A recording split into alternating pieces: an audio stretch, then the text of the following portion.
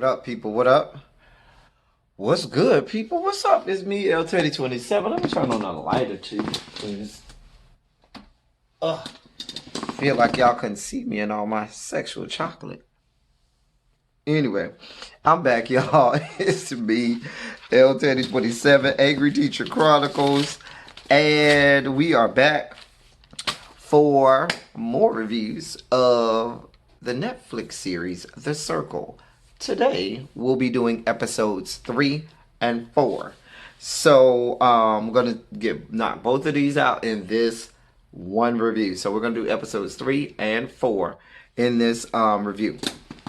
So let's start right off. So at the end of episode 2, we had the party. At the end of the party, the cast was told that the players were told that there's a new character, a new contestant, a new player. Her name is Miranda, and that she would be having this after party to invite one player to that after party and get to chat with them and get to know them.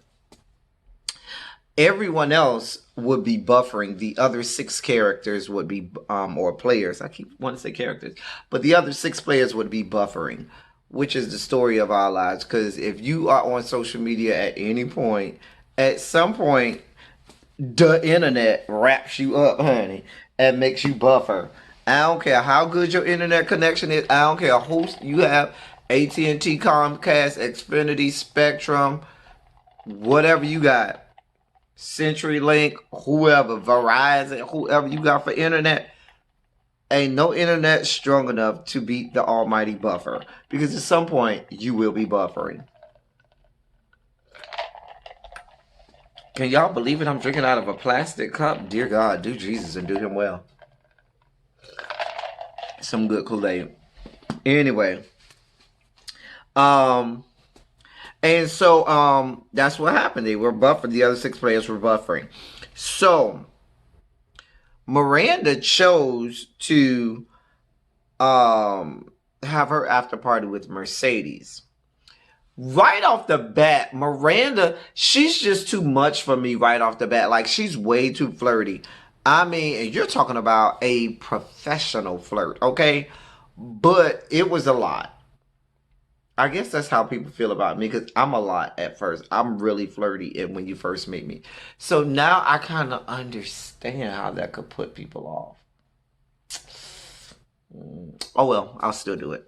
Anyway, but these 2 lesbians were getting it down. I mean, she was flirting hard with Mercedes, and Mercedes is a whole ass stud and was loving it. So you had the lesbians doing what they do. I mean, they was real into each other. A lot of flirting. It was a lot going on. Anyway, y'all know me. That's not my letter in the spectrum of LGBTQIABCDEFG. Me and the L. I don't have no problem with the L's, but that's not my story. So I let them do what they do. So the next morning, everybody gets to see Miranda's profile. And so they are checking her out real hard, honey. They are looking real hard at every pixel on those pictures and deciphering every word, syllable, letter, and character of her profile. Anyway, I mean, ciao. So Miranda and Antonio go into this private chat. Antonio at this point is just nauseating. I mean, his arrogance really makes you just want to just vomit, in your mouth. It's so ridiculous. I mean, he basically feels like his shit don't stink. And I mean, whatever. Joey, I really didn't pay a lot. I mean, because Miranda was flirting, and the whole flirting that Miranda does is just tiresome at this point. Like, okay, can we get past the flirting? That's all she does. So I really wasn't paying it no mind. Because Antonio feel like he has everybody wrapped around his finger, and so it was just like, yeah. Joey and Chris then go into this private chat, and they have this budding bromance. I mean, I could see them in real life having sex. Like, I could see them on, what's the little websites? is it SeanCody.com with the white boys or TimFuck.com? One of the .com. I could see them on gay porn together. Chris and Joey. I'm serious, child. I wouldn't watch it because I really don't feature the white gay porn, but they look like if you put them together, they would be on some. Shuby and Rebecca have a private chat. And you know, they've been chumming it up and having this little, you know, thing between Shuby and Rebecca Seaburn this whole time. That whole chat was boring. I was past that. Mercedes Shuby, Mercedes, aka Karen, and Shuby and Chris then go into this private chat called Mama's Boys or something like that. Anyway, so the three of them talk, and Mercedes tells them that she is indeed the one who got to have the after party with Miranda last night. But they talk about how they really don't trust Miranda, especially since she's new to the gang. Miranda, Sammy, and Rebecca then have their own private chat. The other two girls, I mean, if you want to call Rebecca a girl when that's really Seaburn, but whatever. They figure out that since Mercedes is not in the chat, then that must be who Miranda had the after party with the night before. I mean, at this point, Miranda is on full-on whore mode, okay? She is, I mean, just as skankdacious as they come at this point. She's a whole-ass whore. Rebecca Seaburn, because Miranda was flirting with the two girls at this point. I mean, she's just flirting with anything that's moving. Girl, boy, and everything in between. So she asked them if they're into, if they're only into men. Child Rebecca Seaburn claims that he, she, whatever moniker or pronoun he wants to take is bi-curious. Shit. No, girl. You're not bi-curious. You, my friend, are gay. Gay. Gay. That bitch is gay.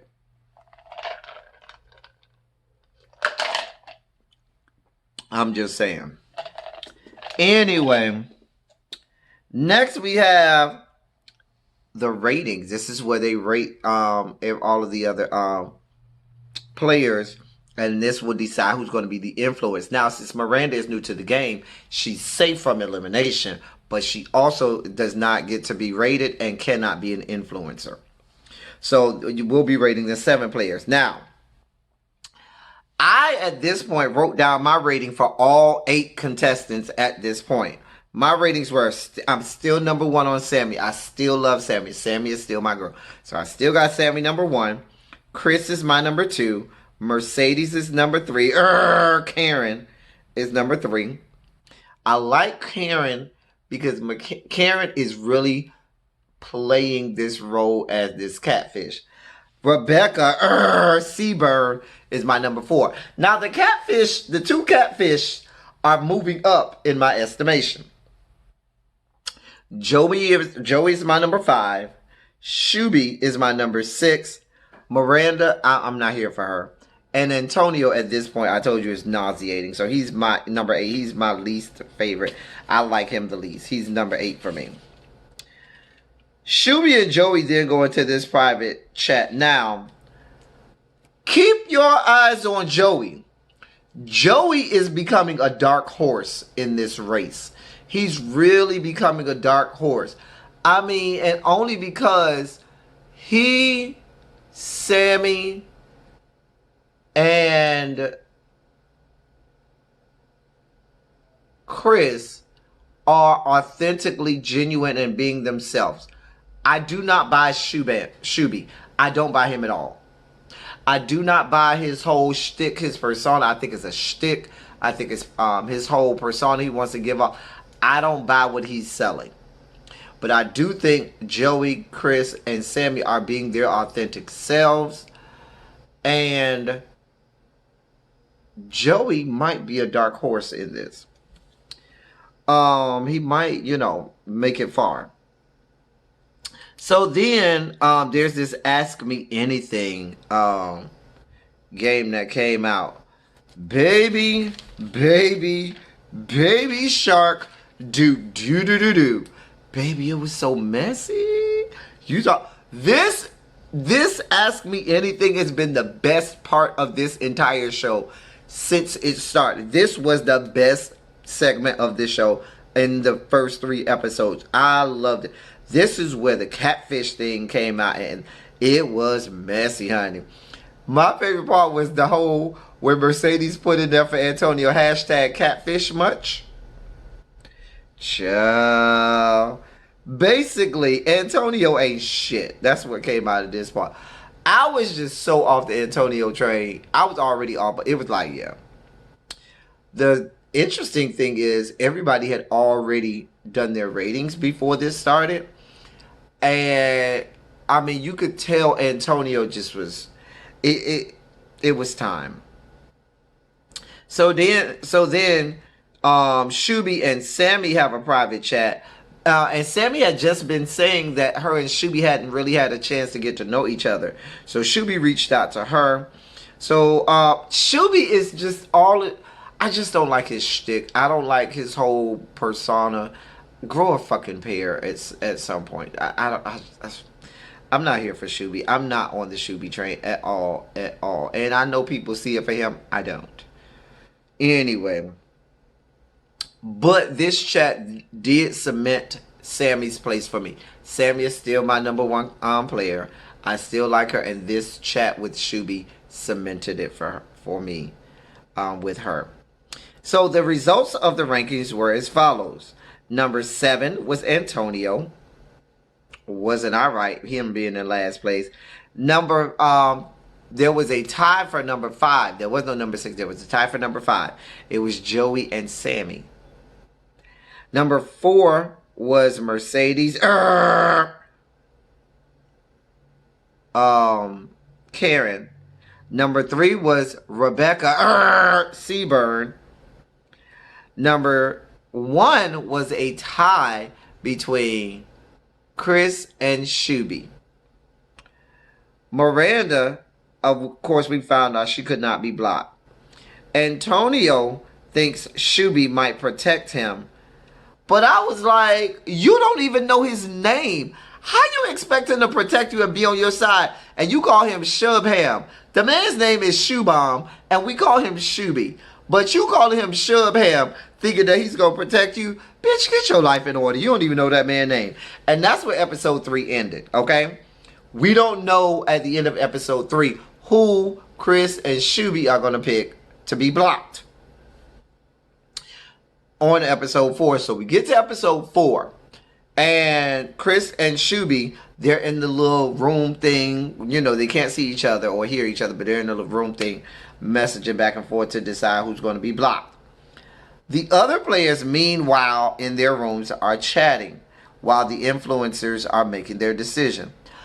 I really couldn't focus on what was going on because the way Antonio was sitting on that couch all leaned down, legs cocked open, rocking back and forth, my eyes and all of my senses were geared on watching the bulge in between his legs as his legs was rocking open, close, open, close, open, close. And I know after you watch this review, you're going to go back and look at the beginning of episode 4 to watch the bulge in his crotch as he was sitting there with them shorts on. Because I rewound it like 4 or 5 times. Judge your mammy. Don't judge me. Hashtag judge your mammy.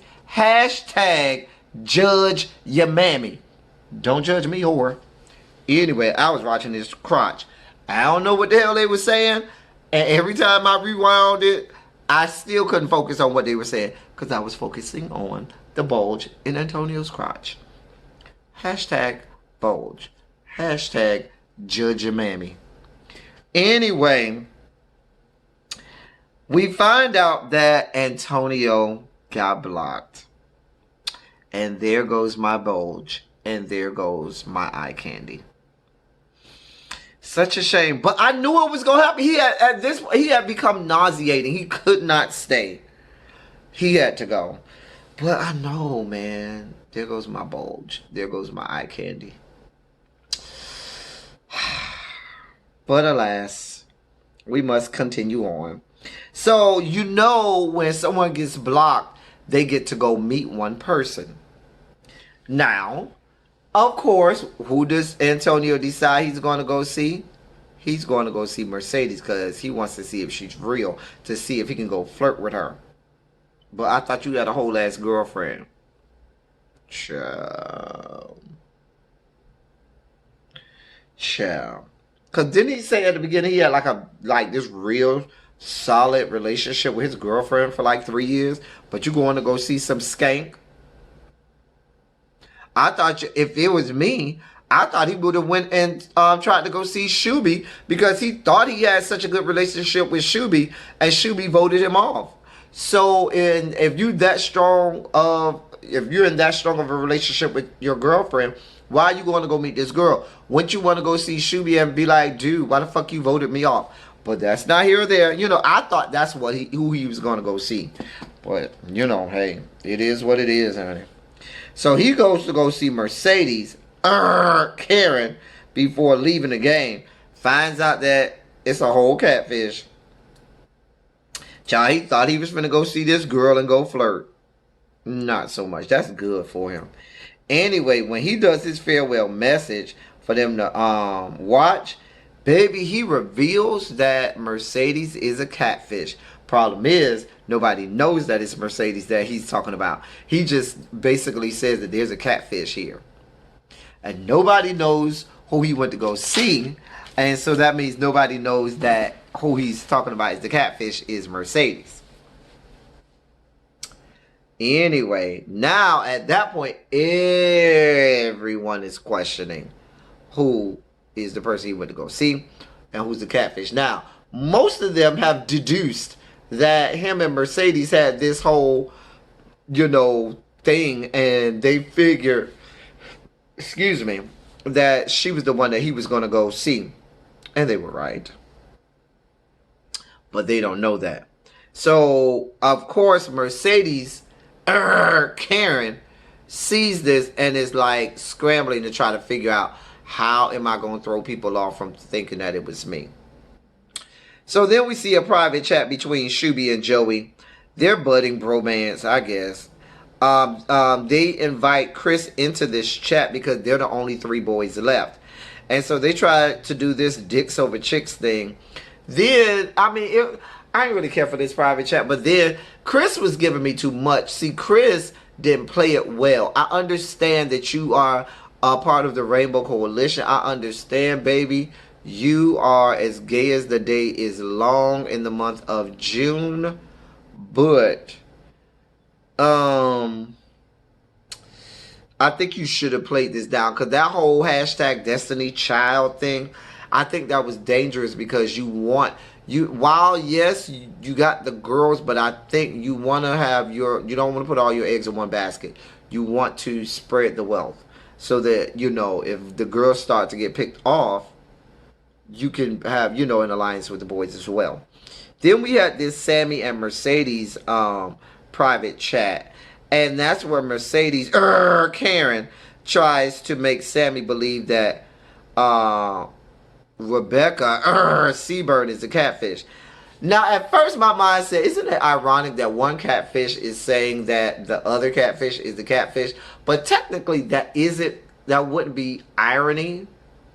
I think the irony would be if Mercedes, Karen, thought that Rebecca Seaburn was a catfish and it was really Sammy that was the catfish.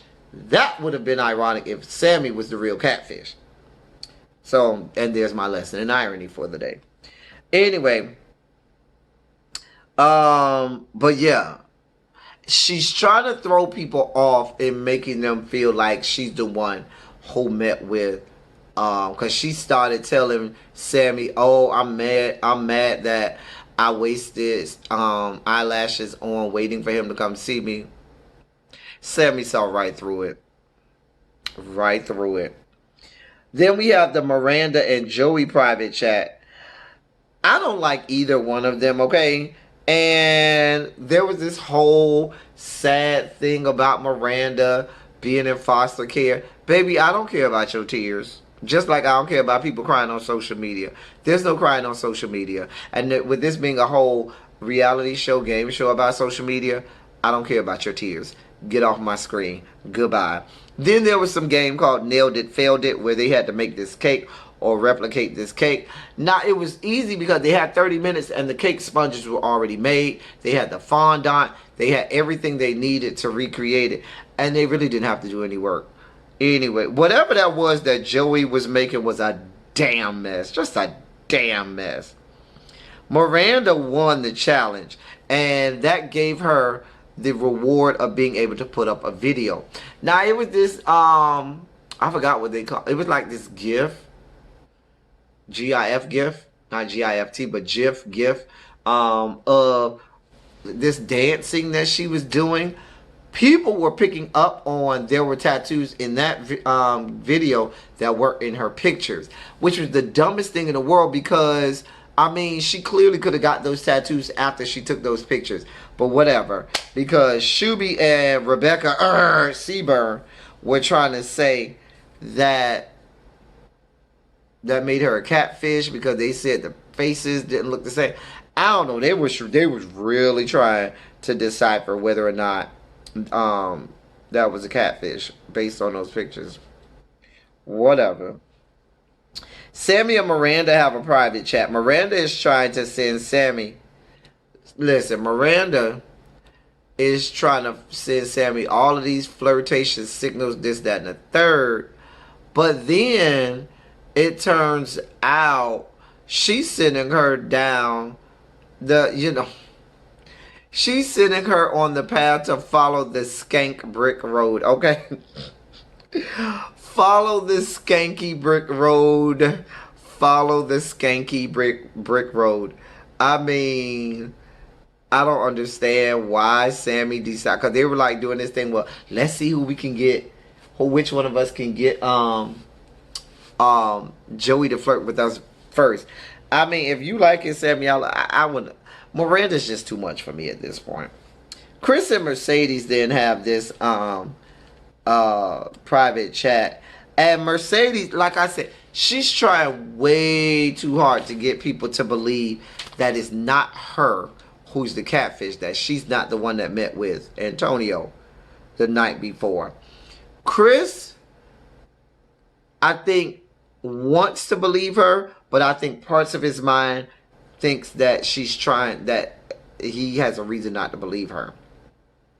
And then we're introduced to a new player whose real name is Alex, 32 years old, but he's going to be a catfish named Adam. His name as a player will be Adam, even though his real name is Alex. He's 32 and unemployed, just married. He claims he just recently got married, but you already unemployed? Girl, whatever. How did y'all pick? Whatever, honey. You would be recently divorced too if it was me, but whatever. I mean, just looking at him, I feel like I can smell him through the screen. His player is supposed to be this overly muscular, overly attractive guy, but I'm not buying it. He thinks he's the smartest one in the room already, and he ain't even been in the room yet. Whatever, I'm over him already. We'll see, but I do think he's going to bring some mess. I think he's going to bring the real drama and mess and cattiness, and I'm here for all of that. And it went off right then. So we haven't seen him interact with the players at all. We haven't even seen him put up any pictures on the profile or interact with the Circle social media platform yet. So we will see his whole player unsheathed in episode 5, which hopefully I'll get out either tomorrow or Sunday. Maybe Sunday, maybe not tomorrow. I got some videos to get out tomorrow, so I'll probably do it on Sunday. But that was The Circle episodes 3 and 4. We'll be back with the next episode. Until next time, thank y'all for coming. Y'all drive safely.